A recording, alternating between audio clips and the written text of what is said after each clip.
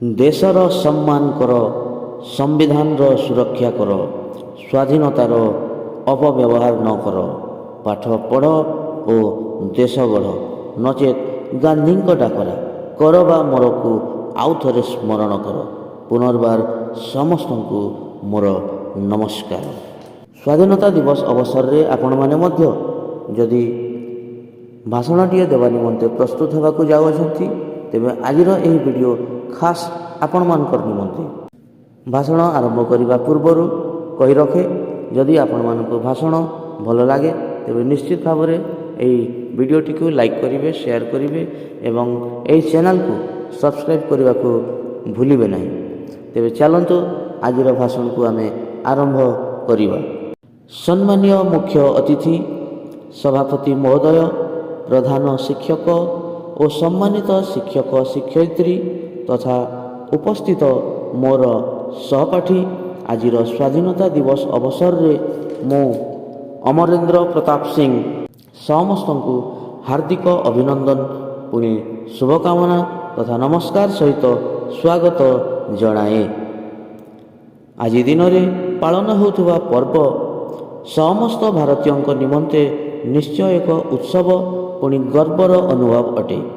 1947 ମସିହା ଅଗଷ୍ଟ 15 ତାରିଖକୁ ମୁଁ ଜଣେ ଭାରତୀୟ ଭାବରେ ଅନେକ ସମ୍ମାନ କରେ। ଏପରିକି ମୋର ହ୍ୟାପି ବର୍ଥଡେ ଠାରୁ ମଧ୍ୟ ଏହାର ଗୁରୁତ୍ୱ ଢେର ଅଧିକ ଅଟେ। ଇତିହାସର ସେହି ଦିନକୁ ମନେ ପକାଇଲେ ଆଜି ମଧ୍ୟ ହୃଦୟ ମଧ୍ୟରେ ଏକ ଯନ୍ତ୍ରଣା ଅନୁଭବ ହୁଏ। ଇଂରେଜ ଶକ୍ତି ସମ୍ମୁଖରେ ଆମ ଲୋକମାନେ, ଆମ ସ୍ୱାଧୀନତା ସଂଗ୍ରାମୀମାନେ କେଡ଼େ କଷ୍ଟ ଭୋଗ କଲେ, ଅପମାନ, ହୀନସ୍ତା ଇତ୍ୟାଦିର ସାମ୍ନା କରି ନିଜର ଧନଜୀବନ ବ୍ୟୟରେ ସ୍ୱାଧୀନତାଟିଏ ହାସଲ କରିଥିଲେ। ନଚେତ୍ ଆଜି ମଧ୍ୟ ସୁନାର ଏହି ଡୋଲିକୁ ବିଦେଶୀମାନେ ଲୁଟି ରହିଥାନ୍ତି। ସେହି ପୁରୁଣା କଥାକୁ ମନେ କଲେ ମନରେ ଦୁଃଖ ତ ଆସେ ନିଶ୍ଚୟ, ମାତ୍ର ଯେତେବେଳେ ମୁଁ ମୋ ଆଖିକୁ ବନ୍ଦ କରି ମହାତ୍ମା ଗାନ୍ଧୀଙ୍କୁ ଦେଖେ, ଯେତେବେଳେ ମୋ ଆଖିକୁ ବନ୍ଦ କରି ସୁଭାଷ ଚନ୍ଦ୍ର ବୋଷଙ୍କୁ ଦେଖେ, ଚନ୍ଦ୍ରଶେଖର ଆଜାଦକୁ ଦେଖେ, ଭଗତ ସିଂ, ସୁଖଦେବ, ରାଜଗୁରୁ, ସର୍ଦ୍ଦାର ପଟେଲ ଇତ୍ୟାଦିଙ୍କୁ ଦେଖେ, ମୋ ଶରୀରରେ ଏକ ଗର୍ବର ଭାବନା ଓ ସିଂହ ପ୍ରାୟ ଉନ୍ମାଦନା ସୃଷ୍ଟି ହୁଏ। ଇଂରେଜ ତ ଲୁଟପାଟ କରି ଚାଲିଗଲେ, ମାତ୍ର ଯେଉଁମାନେ ସେହି ଭାରତକୁ ଆଜି ପୁନର୍ବାର ସୁନାର ଭାରତ କରିବାକୁ ଚେଷ୍ଟା ଜାରି ରଖିଅଛନ୍ତି, ସେମାନଙ୍କୁ ମୁଁ ହୃଦୟ ସହିତ ନମସ୍କାର କରେ। ଭାରତର ଯବାନମାନଙ୍କୁ ସଲାମ କରେ, ଭାରତର ସାଇଣ୍ଟିଷ୍ଟମାନଙ୍କୁ ଧନ୍ୟବାଦ ଜଣାଏ ଓ ଆଜିର ଏହି ସ୍ୱାଧୀନତା ଦିବସର ଅବସରରେ ଭାରତର ସବୁ ଶିକ୍ଷକ ତଥା ଗୁରୁମାନଙ୍କୁ ସବୁଠାରୁ ଊର୍ଦ୍ଧ୍ୱରେ ଭକ୍ତିପୂର୍ଣ୍ଣ ସମ୍ମାନ ଜଣାଏ।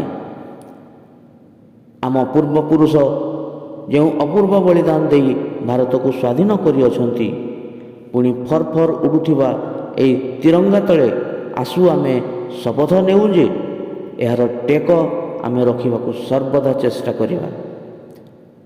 ଘଟିଯାଇଥିବା ଇତିହାସକୁ ନ ଭୁଲି ଏହାର ସମ୍ମାନ କରିବା ଓ ଦେଶର ଜଣେ ସୁପୁତ୍ର ଭାବେ ସବୁଠାରୁ ଆଗ ଧାଡ଼ିରେ ଛିଡ଼ା ହେବା। ଶେଷରେ ଏଠାରେ ଉପସ୍ଥିତ ସମସ୍ତଙ୍କୁ ପୁନର୍ବାର ସ୍ୱାଧୀନତା ଦିବସ ଉପଲକ୍ଷେ ଅଭିନନ୍ଦନ ଜ୍ଞାପନ କରିବି। ଦେଶର ସମ୍ମାନ କର, ସମ୍ବିଧାନର ସୁରକ୍ଷା କର, ସ୍ୱାଧୀନତାର ଅପବ୍ୟବହାର ନ କର, ପାଠ ପଢ଼ ଓ ଦେଶ ଗଢ଼, ନଚେତ୍ ଗାନ୍ଧୀଙ୍କ ଡାକରା କର ବା ମରକୁ ଆଉ ଥରେ ସ୍ମରଣ କର। ପୁନର୍ବାର ସମସ୍ତଙ୍କୁ ନମସ୍କାର। ଭାରତ ମାତା କି ଜୟ।